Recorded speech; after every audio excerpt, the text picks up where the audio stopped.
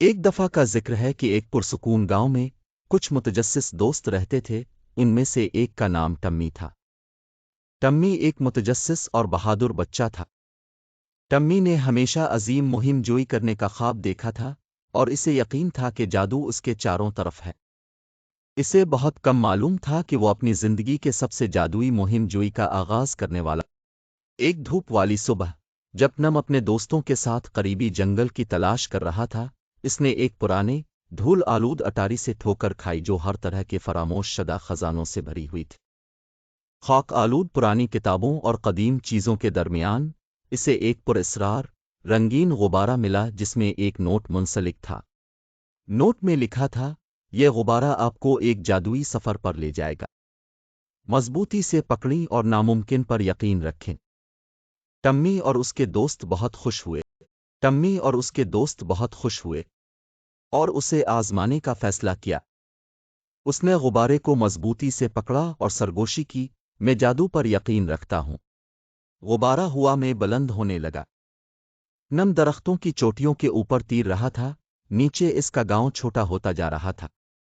بادلوں میں وہ تیرتے جزیروں اور بات کرنے والے جانوروں سے بھری ایک جادوئی دنیا میں داخل ہوئے۔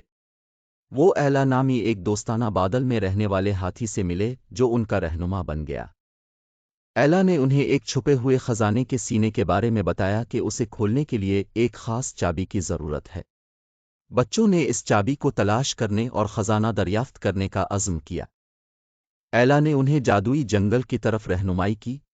ایلا نے انہیں جادوئی جنگل کی طرف رہنمائی کی جہاں ان کا سامنا چنچل فائر فلائیز، گانے والے پرندے اور ایک عقلمند بوڑھے الوب سے ہوا، جنہوں نے کھلے بازوؤں سے اس کا استقبال کیا۔ الفالو نے انہیں حل کرنے کے لیے ایک پہیلی دی جو انہیں خزانے کی چابی تک لے جائے گی۔ کافی سوچ بچار اور ٹیم ورک کے بعد بچوں نے پہیلی کو حل کیا۔ اس نے جنگل میں ایک چمکتی ہوئی ندی کی طرف اشارہ کیا۔ اپنے نئے دوستوں کے ساتھ مل کر نم نے راستے میں خطرناک ندیوں کو عبور کیا اور جنگل کی شرارتی مخلوق کو پیچھے چھوڑ دیا۔ ٹمی کی بہادری اور جادو میں اٹل یقین نے انہیں آگے بڑھایا۔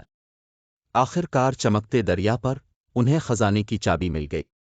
جوش کے ساتھ وہ خزانے کے صندوق کی طرف لوٹے اور جیسے ہی انہوں نے چابی گھمائی، اس سے جادوئی کتابوں، کھلونوں اور مٹھائیوں کا ذخیرہ کھل گیا۔ اپنے نئے خزانے کے ساتھ انہوں نے گھر واپس آنے کا فیصلہ کیا۔ ایلا نے جادوئی غبارے کے ساتھ ان کے گاؤں واپس آنے میں مدد کی۔ ٹمی اور اس کے دوست بحفاظت واپس اپنے گاؤں پہنچ گئے۔